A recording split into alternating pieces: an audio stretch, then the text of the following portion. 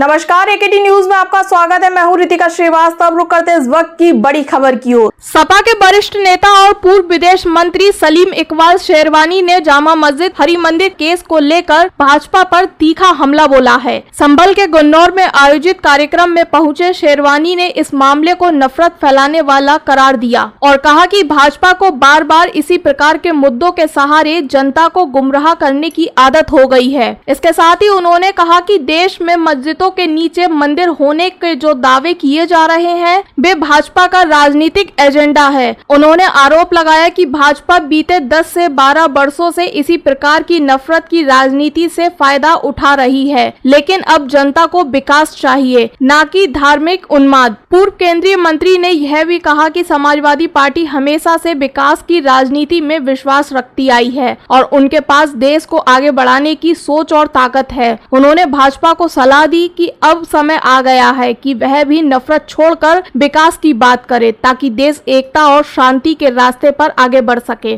शेरवानी ने यह भी कहा कि समाज में शांति बनाए रखने की जिम्मेदारी हर राजनीतिक दल की है, लेकिन दुर्भाग्य से कुछ ताकतें धार्मिक मुद्दों को उछालकर समाज को बांटने का काम कर रही हैं। ऐसे में सपा की भूमिका हमेशा से सांप्रदायिक सौहार्द को बढ़ावा देने वाली बनी है और पार्टी आगे इसी राह पर चलेगी। कार्यक्रम में शेरवानी ने युवाओं से भी अपील की कि वे नफरत के एजेंडे का हिस्सा बनने की बजाय विकास और शिक्षा के मुद्दों पर ध्यान दे। उन्होंने कहा कि देश की तरक्की उसी रास्ते से संभव है जहां सभी धर्मों और वर्गों को समान अधिकार और सम्मान मिले। शुरू से एक प्रयास चल रहा है कि हम पीडीए की ताकत को बढ़ाएं। जो हमारा लोकसभा का चुनाव हुआ उसमें हम लोगों ने देखा कि जो कांग्रेस से गठबंधन था और पीडीए का नारा था, उससे समाजवादी पार्टी तीसरी सबसे बड़ी पार्टी की शक्ल में उभरी है। और यही हमारी कोशिश है कि ये पीडीए का चर्चा, पीडीए की ताकत हम 2027 तक इसको खूब आगे बढ़ाएं कि 2027 के चुनाव में समाजवादी पार्टी की सरकार बने। समाजवादी पार्टी के 2027 से पहले संभल पर अपना रुख साफ करेगी। एक तरफ जामा मस्जिद, हिंदू पक्ष का दावा हरि मंदिर, क्या कहना है? देखिए, ये जो सारी चीज़ें हो रही हैं इससे मुल्क आगे नहीं बढ़ सकता। ये चीज़ें नफरत वाली, नफरत की आवाज़ उठाना, आज आप औरंगजेब के नाम पे सवाल उठा रहे हैं, आप शिवाजी के नाम पे बातें उठा रहे हैं जो ना इस दुनिया में हैं, जिनको मरे हुए कई 100 साल हो गए।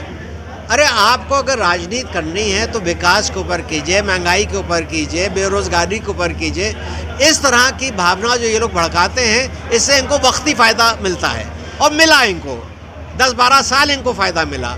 मैं अब ये समझता हूँ कि जनता अब इस बात पे आने वाली नहीं है। क्या तैयारी है 2027 के लिए सर?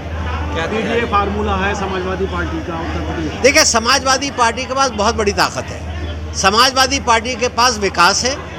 जब अखिलेश यादव जी मुख्यमंत्री थे, जितना काम उन्होंने किया, चाहे वो अस्पताल बनाने का था, सड़कें बनाने का था, स्कूल खोलने का था, एम्बुलेंस चलाने का था, वो लोगों तक पहुंचा और लोग इस बात को मानते हैं।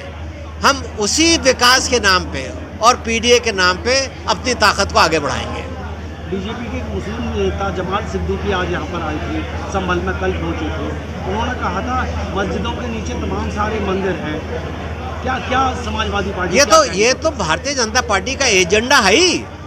वो कोई नई बात नहीं कर रहे हैं। नफरत फैलाना तो उनका एक नंबर कार्यक्रम है।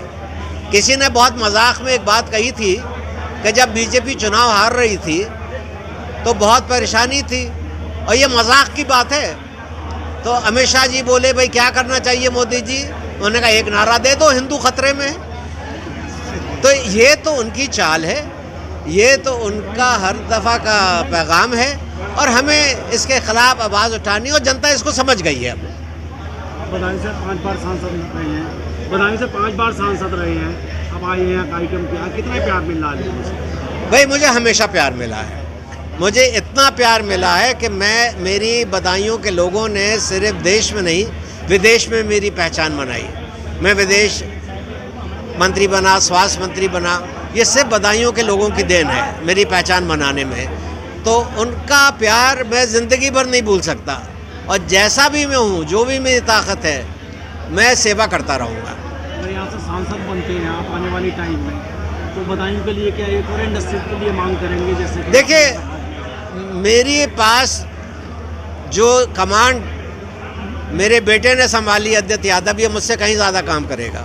नौजवान है, अखिलेश भी नौजवान है, हर चीज़ में रिटायरमेंट होता है, तो सियासत में भी रिटायरमेंट होना चाहिए। नौजवानों को आगे आना चाहिए, नौजवानों की टीम को आगे चलना चाहिए। और मुझे उम्मीद है कि हमारे बहुत सारे काम इसलिए नहीं होते हैं क्योंकि हमारी प्रदेश में सरकार नहीं है। तो आपका इशारा मोदी जी की तरफ है, रिटायरमेंट से इशारा मोदी जी की तरफ है? नहीं नहीं, मैं किसी के ऊपर क्यों कहूँ, मैं तो अपनी बात कहता हूँ। प्रधानमंत्री ने कहा है मेरी नसों में खून नहीं सिंदूर दौड़ रहा है। देखिए, सिंदूर तो हमारी सबकी नसों में दौड़ रहा है। किसी ने मुझसे पूछा कि ये तिरंगा यात्रा पे आपको क्या कहना है, मैंने कहा मुझे तो उस वक्त खुशी होती कि तिरंगा यात्रा में वो मुझको भी शामिल करते। ये पूरे देश की जीत है, ये किसी भारतीय जनता पार्टी की जीत नहीं है, ये देश की एकता की जीत है। सारे ऑपोजिशन को शामिल करते, हमको भी साथ लेके चलते, और हमने ये दिखा दिया कि एकता में ही हमारी जीत है। ऐसी ही तमाम बड़ी खबरों को देखने के लिए बने रहिए मेरे साथ और देखते रहिए AKT न्यूज़।